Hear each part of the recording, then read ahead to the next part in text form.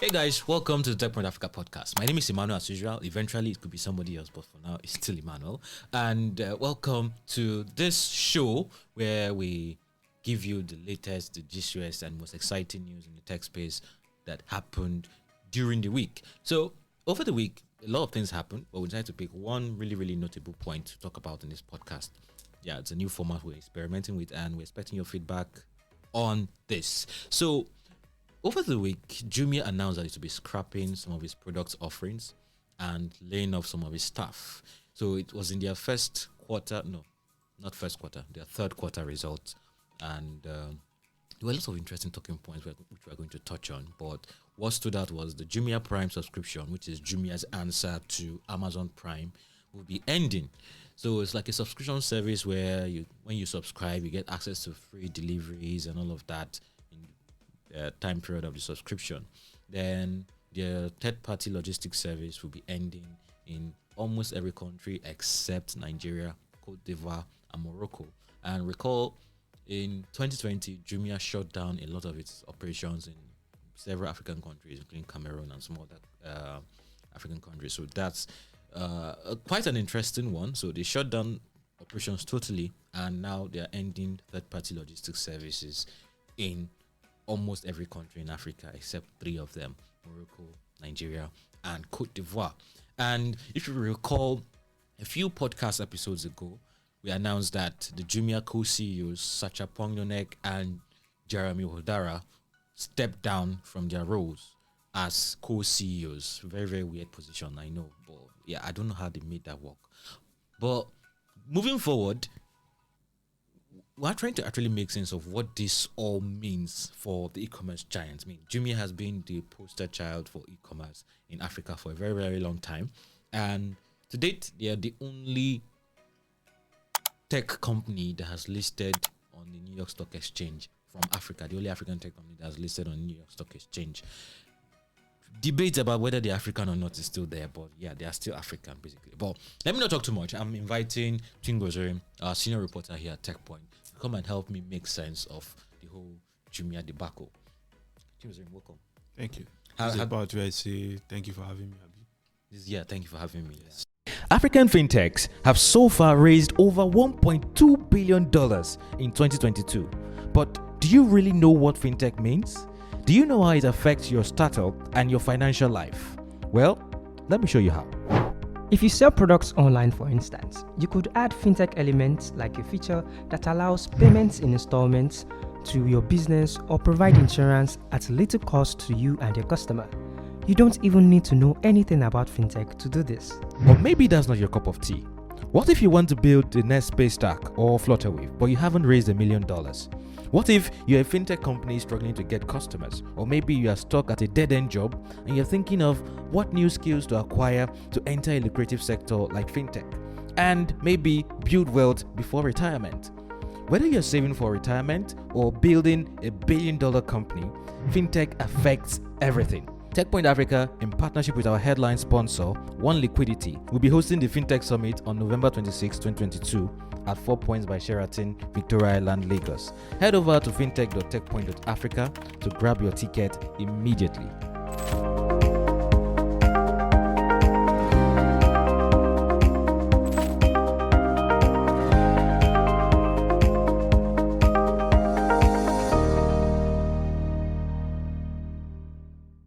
So welcome to the Techpoint Africa Podcast show. Thank you for having me. So there are a lot of things to talk about, right? And number one, why? Well, let's zero in on Jumia specifically. There's a change in executive leadership, and Francis Dufay is taking up the helm and all of that. But the underlying narrative around Jumia is they've been making losses since forever. They've built as many product offerings. They've built very massive infrastructure in Nigeria and other African countries to power e-commerce, but they've been operating at a loss for several years now. So why do you think this is? Why do I think it is? I think short answer is they are not making as much money to cover their operating cost. It's as simple as that. So if I'm in a business, if I sell a pen to you for 10 naira, but it costs me 20 naira to produce that pen and get it to you, then no matter how many pens I sell, provided my operating costs exceed what you're paying me for that service, then I just can't earn a profit. I think that's like the straightforward answer to it. For Jumia, why have they not made profits? It's also similar. They are spending a lot of money to acquire customers. They are spending a lot of money to deliver their services to the customers, and that money they are spending, they can't recoup it from the sales that they are making. So I had a conversation this week with someone. He mentioned something very interesting. He said, for tech startups, some of them have to change behaviors in order for them to succeed. E-commerce has to change behaviors for it to succeed. So I wasn't buying anything online in 2002. And then you come in 2015 or 2012 and you say you want me to buy things online. It's a culture shift. So you have to, first of all, educate me on why this is the better option. When you succeed in educating me, it's not like you educate once and I get it, do it several times. So when you do that, you have to convince me that, okay, now this is a safe way to shop. You know that we had issues with, should I pay on delivery? Should I not pay on delivery? Solve that trust problem. Then you also have to do marketing separately. So that does not even include the cost of acquiring the sellers who sell on that platform. So that's like a lot of costs that go into just delivering, let's say, wig to your house, and you never can tell when that money you're spending would actually yield profits to you. So that's one of the reasons why they are not making that much money. Yeah, so you touched on some valid points, right? Well, I'm thinking they've tried to. I'm assuming I'm speaking as an outsider. Like they've tried to play the compounding game to build as many products as possible and get as many users as possible. Yeah. And I actually wanted to touch about the point of education, but maybe time will not surface. But if time surfaces, we'll come back to that. But they've built a massive slew of products, so it's scrapping them really the way to go. Hi, I'm Abisola Adenoga, the head of business at Techpoint Africa. Did you know that you could present yourself as a reputable brand leader? Did you know that your business can get the limelight it deserves? Now you do. Using Techpoint Africa's marketing tools, we can put you in the faces of a large audience for brand awareness and thought leadership. To do this, reach out to us by sending an email to business@techpoint.africa or click on the link in the description below. Scrapping them really the way to go. Yes and no. Yes, because yes, because if you're not delivering a service, you don't have to pay for producing it. So the moment you scrap it, your operating cost from that side of the business drops. Now, why did I say no? No, because those are services that some of them have the potential. I'm cool with scrapping Jumia Prime.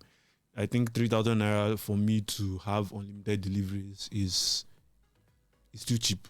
I don't know anybody that will survive on that, because if I buy a shoe, most vendors in Lagos would charge me 1,000 naira for one delivery. Now imagine if I do 5 deliveries in a month, that's already more. And I guess they are betting on Jumia Prime holders, but who do not use the service frequently. So that's like money you get for free. But if you scrap it, I think that's perfect, because now you're not providing services that you just are not making any profit from. So scrapping it the way to go, we really can't say. We need to wait and see, and it will probably take a while, maybe next 2 to 3 quarters, for us to know whether it's the right way to go. Now, they're doubling down on certain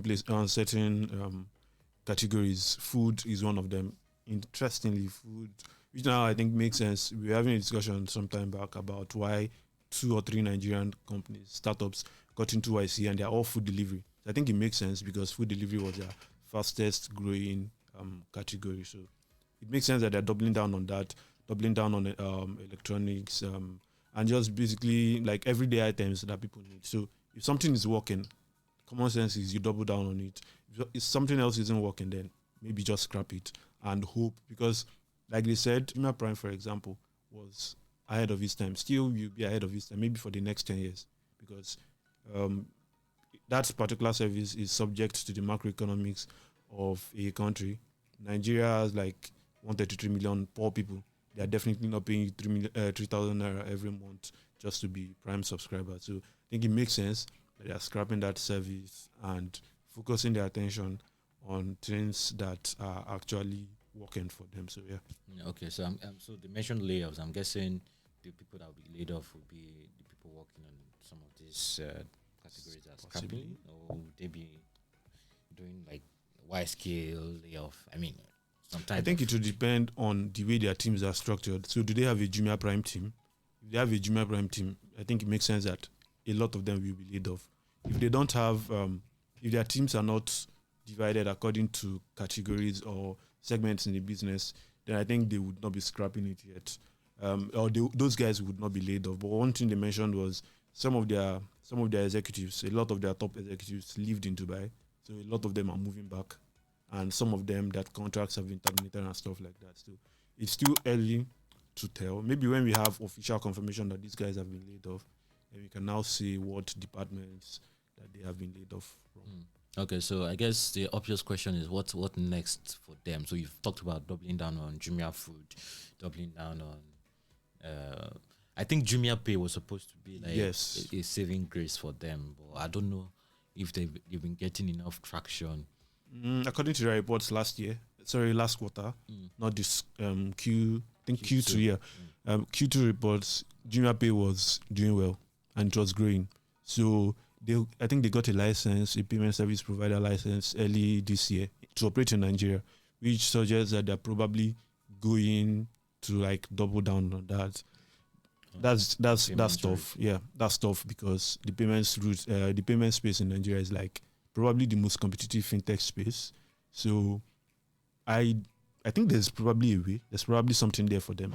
But hopefully this is something that license costs a whole lot of money, and keeping it would also cost a lot of money. So hopefully they are going to be looking for ways to maximize it. Okay. So final question. So the whole business model for e-commerce in Africa has always been subject of controversy. DC Olumide talked about this in an article, and I would say the business model for some of these e-commerce companies has evolved away from what Jumia is currently operating. So there's the Trade Depot, there's the Wasoko, there's Wasoko is Kenyan, Market Force is US Kenyan, and how do you think this will actually evolve right now? Do you think this Trade Depot's model and whatever would be like the go-to pattern? If that is the go-to pattern, does Jumia have any hope, even with its current model, even if it's doubling down on certain categories? Is there any hope for Jumia's current model?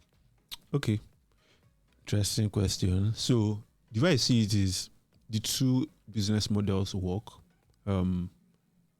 At the core of it, e-commerce is simply you helping me get stuff by ordering it online. And I was reading an interesting article that Efosa Ojomo wrote when Jumia launched, and he mentioned something about, so there's this concept that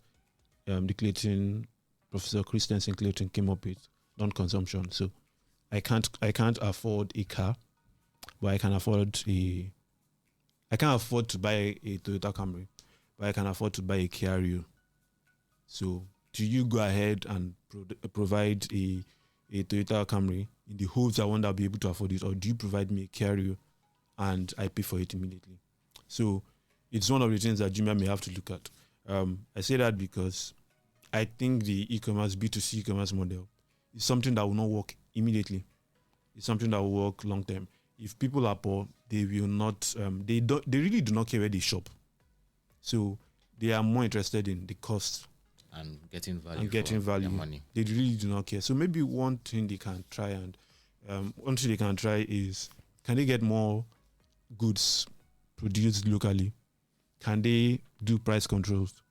So for example, can Jumia become the place where I get the cheapest items possible? Which would now mean they are going to be more hands-on with their sellers, because a lot of the things I see on Jumia, I can go, so something is selling for 3,000 naira on Jumia, and I go on, let's say, AliExpress, and I'm seeing it there for like 500 naira.